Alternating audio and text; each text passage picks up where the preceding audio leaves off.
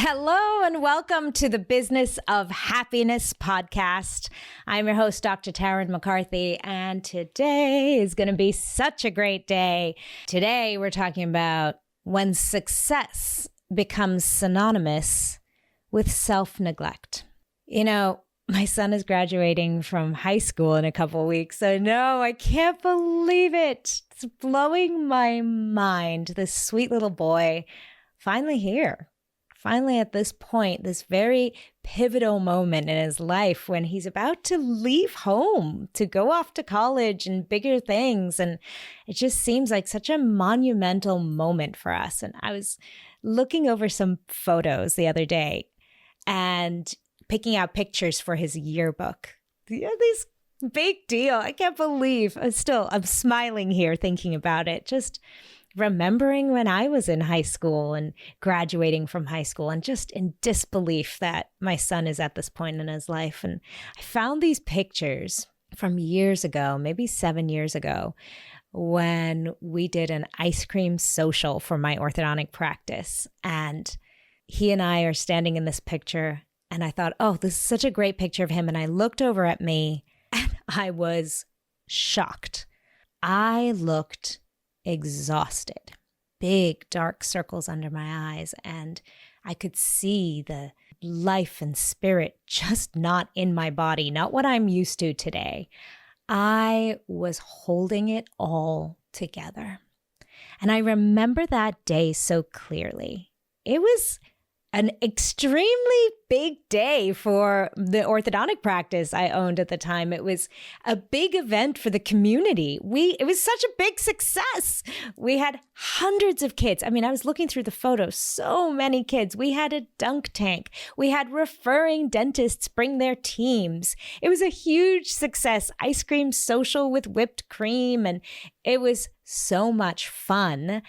And the practice was doing really well at the time. We were on such a great trajectory, really serving the community in a way that I had dreamt of years and years in the making. I was so proud of my practice, and really the impact was huge, and we were only growing. And I looked at myself and I realized how much I had neglected to take care of me.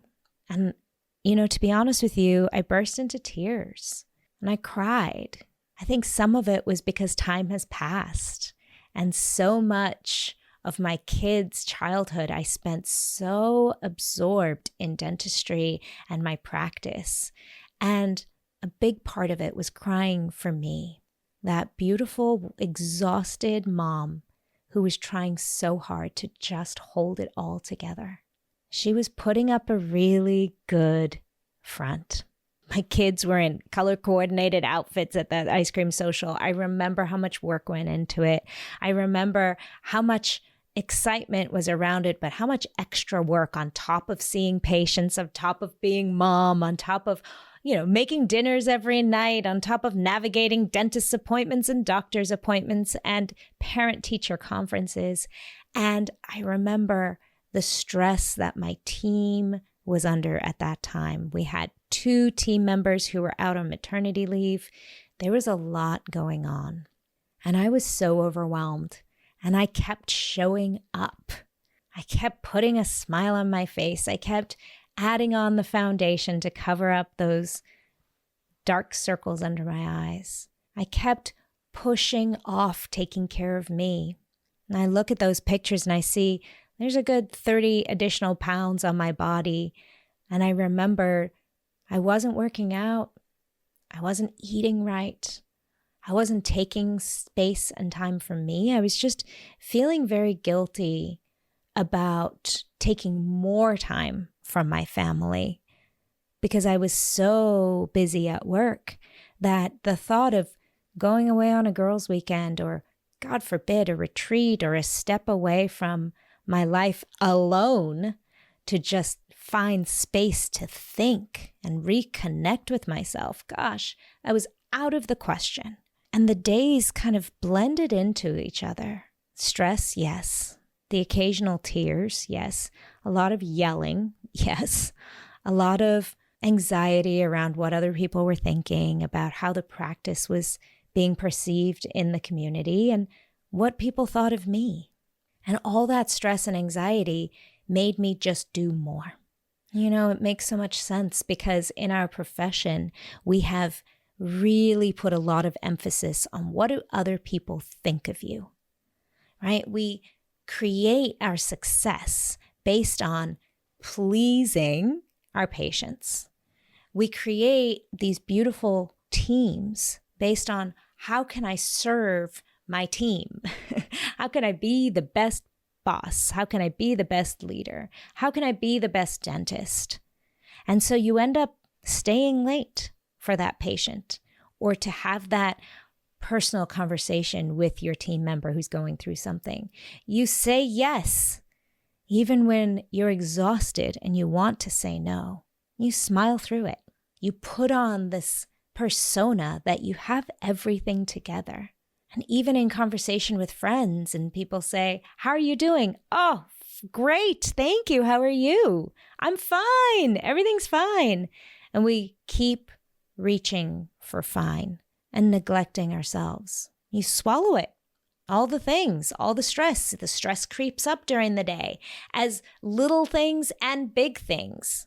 You're stressing as you're trying to rush out the door and get everyone out of the door on time, worried about being late for the thing. You're stressing about how people perceive your kids in public and how they act and what the teachers think. You keep telling yourself, don't think about it, move on. And big things happen in dental practices. Patients get sick. Patients get angry. Team members leave. Sometimes lawsuits happen. Sometimes recessions happen. We tell ourselves, I just need a better mindset. I just need a better mindset. You tell yourself, I'll rest at the end of the week. Right now, this needs all my attention. We tell ourselves, I'll rest when I get to my June vacation. I'll rest when, and we keep putting off taking care of ourselves. And here's what I want you to hear today. Leadership and success does not require you to sacrifice yourself. Being a successful dentist should never require you to sacrifice yourself. We've been told that good leaders absorb stress. We've been told and modeled that by the people around us, that they push through stress, that they show up anyway, that they push through fear. But it isn't about getting better at absorbing stress. It isn't about not feeling fear. It's about choosing peace over approval. It's about giving yourself permission to set boundaries. And I know when we talk about boundaries, it's such an overused term. Yes, we set boundaries with our patients, such a critical skill that I learned the hard way, by the way, early on in my career. I was the dentist who had an in-home office when I opened my first orthodontic practice. I saw the patients downstairs in the split-level house, and I had my family upstairs. So believe me, boundaries was something I knew nothing about, and I learned the hard way. But we are absolutely responsible for establishing those boundaries with our patients. We do it anyway with their treatment times. Think about it. When you schedule a treatment time for your patient, that's a boundary. Your appointment is from 10 to 10:20. Your appointment is from 9:30 to 10:30. Whatever it is, that's a boundary. It's clear and it's loving, and it creates a boundary for both of you. This is the time when I'm going to be sitting down with you. And for me, I'm clear, I am sitting down with you. I'm not going to try to do 10 things at once. Boundaries are so powerful in that way. Boundaries around what days your practice is open, what hours of the day. But it's also important to set boundaries with our team and our family. And those boundaries don't just include time and hours and space, right? This is my space. This is your space. That's a clear boundary. But I'm talking about energetic and emotional boundaries. And the most important boundaries we can set are the boundaries with ourselves, creating clarity of the importance, not just the importance. It's non-negotiable to take care of yourself. It's non-negotiable because without you, there is no taking care of others. When you're run down and exhausted, you're only showing up halfway. And the people who you love most are the ones that suffer. So creating those energetic and emotional boundaries for yourself and creating the time to take care of yourself. And when we think about taking care of ourselves, we think immediately about bubble baths and massages. And yes, those are so important. But what they all come down to is rest. Rest. Why is it so difficult for us to be honest with ourselves that we just need rest? Before we can be that amazing leader, before we can grow that six-figure, multi-six-figure practice. Six-figure, seven-figure, what am I talking about? Seven-figure practice, six figures, that's a small peanuts, multi-seven-figure practice. Before we can do that, we really need to take care of ourselves first. And what that requires is creating enormous regulation around your own boundaries and giving yourself permission to take care of yourself every day. And that means rest. It means saying no to certain things. It means not overcommitting yourself. It means allowing for things to be messy, allowing for there to be judgments from other people and not letting it get to you. Here's the beautiful thing, guys. Everyone is worried about what everyone thinks about them. So guess what? That frees you up because people are so worried about what they think other people are thinking that they're not even paying attention to you.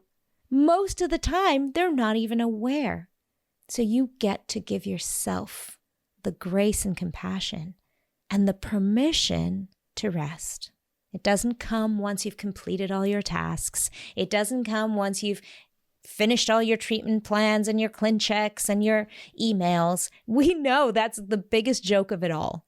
I'll rest when I get this list of to-dos done.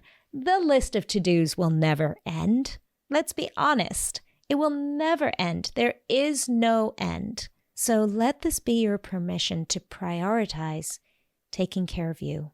What does that look like? Maybe it means a day off, a full swath of time where you're not looking after your kids or doing the laundry or paying the bills or answering emails or on social media, where you're really giving yourself time away from responsibility and holding up pretense or needing to perform for anyone else. What does it look like to give yourself that space and time? And when those voices come in and say to you, well, what will my parents think? What will my patients think? What will my colleagues think? Remember, only you get to decide, and that you get to leave other people's approval at the door, because the only thing that matters is taking care of you at the end of the day, because the emails will never end. The to-dos will never end. Rest comes when you set those boundaries with yourself. Success is truly not defined by what you do for others or how much money you make or how on time you can be, even how present you are to the world around you. That's not success. Success is how deeply you connect to yourself. You know, I wish I could go back and tell that young mom of that sweet boy that will graduate in 7 years. I wish I could say to her, that younger me, you deserve a break, my love. You deserve to take some time for yourself. Be less critical, less intense on yourself. The success will come. The success will flow, but it'll feel so much better when you're in alignment with yourself, when you're giving yourself the permission to take care of you. So maybe you needed this message this morning. Maybe you needed this message from your future self, that everything's going to be okay, and that taking some time to rest and nurture yourself, and whatever that looks like for you, is actually more important than those emails or that next item on your to-do list. That actually prioritizing yourself is the way to greater success and happiness. And you know, I recognize what a challenge this is in dentistry. And that's why I created a masterclass on how to incorporate this for yourself. It's called Exhale, for the woman dentist who's trying to hold it all together, who's trying to put out the perception that she's just fine. And I'd love for you to join us. You can go to www.thisdentistneedstobreathe.com. I know. I was so excited when I found that domain name. Thisdentistneedstobreathe.com. And if that resonates with you, please head on over to that website and sign up for this free masterclass. It's exclusively for women dentists. It's called Exhale, how to find out how to support yourself and take care of you in amongst this beautiful, incredible, successful career that you are building, and how to love yourself through it so that you can show up for the people you care most about. And what I want most is for that to be you. Because remember, when you feel good, that is when you can do good. Bye-bye. Thank you for listening to the Business of Happiness podcast. If this episode brought you new perspective and value, I invite you to subscribe so that you catch all upcoming episodes and leave us a review. And if you know of a friend or colleague who could benefit from this perspective, share this episode with them and empower their day. For more information about the Business of Happiness and the Radical Happiness for Practitioners course, find me on www.thebizofhappiness.com. See you there.